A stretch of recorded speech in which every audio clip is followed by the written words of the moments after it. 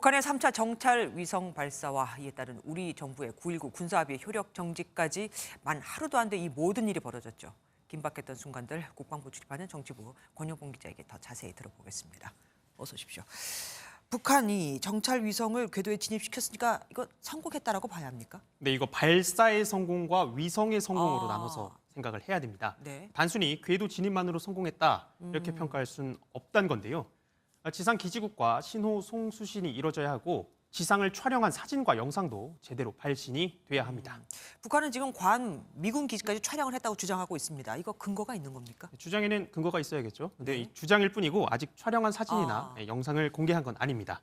근거 없는 주장이지만 만약 사실이라고 가정을 하면 북한이 초기 시험 촬영을 진행했던 건데요. 전문가 의견 들어보겠습니다. 세밀 조정 기간을 이제 여러 가지 시험을 하겠다는 거고요. 그중에 일환으로 시험 촬영을 해본 거고요. 네, 북한이 정식 정찰 임무에 착수한다고 보도한 다음 달 1일까지는 성공 여부를 판단할 수 있을 전망입니다. 북한이 발사했다는 정찰 위성, 우리에게 얼마나 위협적입니까? 네, 해상도가 3m로 평가가 되는데 가로, 세로 3m를 점 하나로 표현하는 수준이라고 보시면 됩니다. 네네. 통상 해상도가 1m 이상급이어야 정찰 위성의 기능을 발휘할 수 있다고 보는데요. 네. 3m 수준이어도 함정이나 전차, 트럭 정도는 식별할 수 있습니다. 여러 개의 정찰 위성을 같이 운용하면 감시 주기가 빨라져 위협은 더 커질 수 있습니다. 위성을 탑재했다는 그 로켓 천리마 1형, 이거 재원은 어떻습니까? 네, 지난 5월에 발사에 성공했던 누리호 기억하시죠? 예. 네, 누리호와 상당히 유사합니다. 40m대의 크기와 3단 엔진 구성, 액체 연료를 사용한다는 점까지 비슷한데요. 다만 누리호는 우주 발사체에 일반적으로 사용되는 액체 산소를 산화제로 썼습니다. 반면에 천리마 1형은 장기간 상온 보관이 가능한 적연 질산을 사용한 것으로 추정되는 게 차이점입니다. 그리고 남북 간 합의를 우리가 지금 먼저 중단을 물론 일부지만 선언한 거란 말이에요.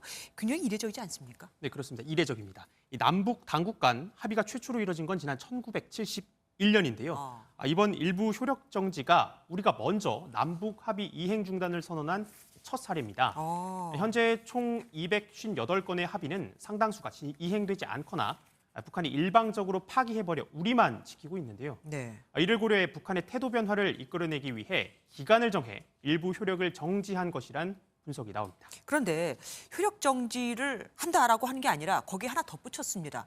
기한을 뒀어요. 네, 그렇습니다. 정부는 효력 정지 기한을 남북 간 상호 신뢰가 회복될 때까지 이렇게 밝혔죠. 네네. 통일부 관계자는 북한 안보 위협이 해소될 때까지 효력 정지를 한다는 취지라고 그 의미를 설명했는데요. 네. 날짜를 특정하지 않고 모호한 표현을 쓴 건 합의를 되살릴 가능성이 북한에 달려있다는 걸 전달하기 위한 목적으로 보입니다. 네. 만약 북한이 추가 위성 발사를 감행하면 다른 합의 조항 역시 효력 정지할 수 있다는 경고의 성격도 있습니다. 네. 정부는 북측에 통보를 시도했지만 통신선이 작동하지 않았고 우리도 추가적인 통보는 하지 않을 방침입니다. 예, 지금까지 정치부 권영봉 기자와 함께했습니다. 고맙습니다. 안녕하세요, 김주하입니다. 공정하고 신속한 MBN 뉴스 유튜브를 통해서도 만나보실 수 있습니다. 특히 더 많은 뉴스와 라이브를 보고 싶으시다면 오른쪽을 눌러서 구독하시면 됩니다. 어렵지 않죠? 빠르고 정확한 뉴스로 계속 찾아뵙겠습니다. MBN 뉴스를 시청해주신 여러분 고맙습니다.